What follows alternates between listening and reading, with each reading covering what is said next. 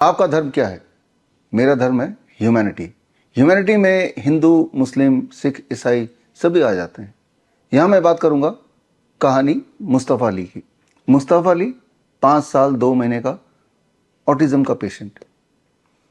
मुस्तफ़ा अली के पेरेंट्स ने अलग अलग हॉस्पिटल में जाके बहुत कोशिश की कि मुस्तफ़ा की कंडीशन थोड़ी सुधर जाए। नहीं सुधरी। मुस्तफ़ा अली के पेरेंट्स मेरे कांटेक्ट में आए, क्योर ऑटिज़म नाव के ग्रुप से जुड़े और कुछ ही दिनों में नीम therapy, DIP right protocol, zero volt therapy अपनाया और मुस्तफ़ा अली न केवल पूरी तरह ठीक हो गए, बल्कि मुस्तफ़ा छोटे से बच्चे ने यह साबित कर दिया कि हिंदू मुस्लिम भाई भाई। इसी वीडियो में आगे सुनिए मुस्तफ़ा के अब्बू क्या बोल रहे हैं। मैं मुस्तफ़ा अली का पापा बोल रहा हूँ। हम महाराष्ट्र के सोलापुर जिले में सांगोल तालुका में महिम गांव है हमारा छोटा सा। उस गांव में हम रहते हैं। हमारा 5 साल का बेटा है मुस्तफ़ा अली। तो उसे तो छोटी बीमारी है, तो उसका इलाज के लिए हम पूरे तकरीबन 10-15 बड़े बड़े अस्पताल में हमने उसका इलाज किया, लेकिन हमको उस बीमारी का कोई ये नहीं मिल रहा था। उसको ठीक होने का कोई नाम ही नहीं हो रहा था। लेकिन कुछ मालूमात होने के बाद ये बीआरसी का जो हमको मालूम हुआ, तब से हमने बीआरसी का जो ग्रुप है उसको ज्वाइन कर दिया। और उसमें जो उन्होंने हमको जो ट्रीटमेंट करना बोल दिया है, जो नीम थेरेपी का है, जो उसका व्यायाम है, उसका खाने का जो कुछ फ्रूट्स है उसे किस तरह खिलाना है, मतलब उसको कौन कौन से फ्रूट खिलाने हैं, उसे खाना कौन सा देना है, ये सब इसकी जानकारी उन्होंने हमको दे दी। तो उस जानकारी के ये करके हमने उसको ट्रीटमेंट देना शुरू कर दिया। उसका खेलना है, उसकी बात करने की जो तरीका है वो अलग हुआ है। और जो वो पहला खेलता था यानी कि चलता था, इधर से घूमना है, तो उसमें जो लड़खड़ाना था सो अभी पूरा बंद हो गया है। वो ठीक ढंग से चलता भी है और वो ठीक ढंग से वो खेलता भी है। और जो खाना है तो वो खुद के हाथों से खाता है। उसे रोटी हो या कुछ फ्रूट्स हो तो उसके वो खुद मांग के लेता है। जब उसको कुछ चीज़ चाहिए तो वो खुद पास आ जाता है और बोल देता है कि अबू मुझे ये दे, मुझे वो खाना है। जो उसे कुछ चीज़ की ज़रूरत पड़ेगी तो वो खुद मांगता है अभी मुँह से। पहला उसे वो कुछ समझता नहीं था, लेकिन अभी वो खुद जो उसको चीज़ चाहिए वो खुद मांग के लेता है। यानी कि उसके मम्मा के पास से भी मांग के लेता है और मेरे पास से भी, यानी कि अब्बू के पास से भी मांग के लेता है वो। और अभी वो उसमें फ़िलहाल पूरा बदलाव नज़र आ रहा है हमको। और सुबह में हम एक तो यानी कि हमारा छोटा सा गांव है, और हम तो क्या करते हैं कि उसे सुबह से जल्दी उठ जाने के बाद उसको जो कौली घास है उस घास पे से हम क्या करते हैं उसको घुमा के लाते हैं। तकरीबन 10-15 मिनटों तक उसे घुमाते हैं उसमें खेलने के लिए। उसके साथ गेंद और बैट है, उसको लेके साथ में हम जाते हैं। 10-15 मिनटों तक या आधा घंटा तक हम उसके साथ वो गेंद और बैट्स के साथ उसे हम खिलाते हैं। गेंद डालना सिखाते हैं, गेंद को किस तरह मारना है उसको सिखाते हैं। और वो अच्छी तरह से गेंद को भी हाथ में पकड़ता है, और जिस दिशा में उस गेंद को डालना है यानी कि फेंकना है उस दिशा में वो अब अच्छी अच्छी तरह से वो फेंक भी देता है। और जिस दिशा में गेंद को मारना है उस दिशा में वो बैट से गेंद को पुश भी करता है, मार सकता है अभी वो ठीक ढंग से। यानी कि उसको पहला वो जो गेंद थी तो एक गेंद को मारने के लिए उसको 4 या 5 बार प्रयास करना पड़ता था, लेकिन अभी वो फिलहाल एक ही बार में वो गेंद को ठीक ढंग से यानी अच्छी तरह से उसको गेंद को मार देता है वो। मतलब ये बीआरसी के जो पॉइंट्स उन्होंने दे दिए, हमको बता दिए।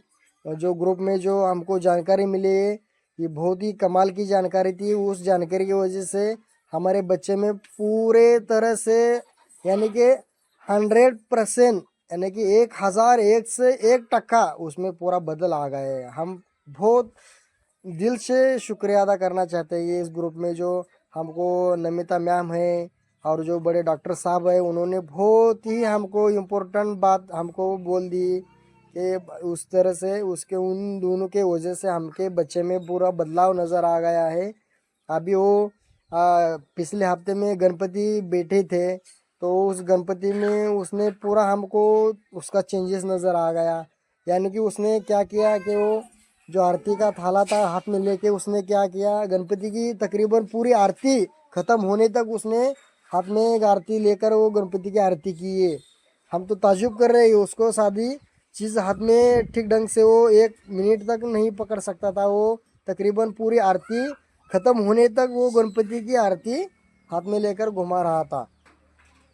और वो जो उसके मूवमेंट्स है, जो उसे रोना कब है, कब हंसना है, इमोशनल कब होना है, ये जो पूरी मतलब वो इमोशनल्स रहते हैं बच्चों के अंदर, तो उसके इमोशनल हमको उसमें से दिखाई न दे रहे, नज़र आ रहे हैं।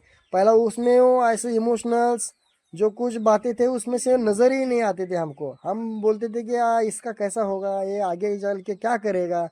हम तो बहुत बहुत परेशान होते थे, टेंशन आ रहा था हमको। अब ये कैसा होगा, इसका आगे चल के कैसा होगा, अभी तो ये ऐसा है, बड़ा होगा तो इसे कैसा होगा, इसके साथ कैसे बर्ताव होगा, ये पूरा सोच के हमारा पूरा दिमाग फटने के जैसा हो रहा था। लेकिन अभी तो ये ग्रुप ज्वाइन करने के वजह से हमको पूरा पूरा यकीन है कि 1101 इसमें से ये पूरा क्लियर हो जाएगा।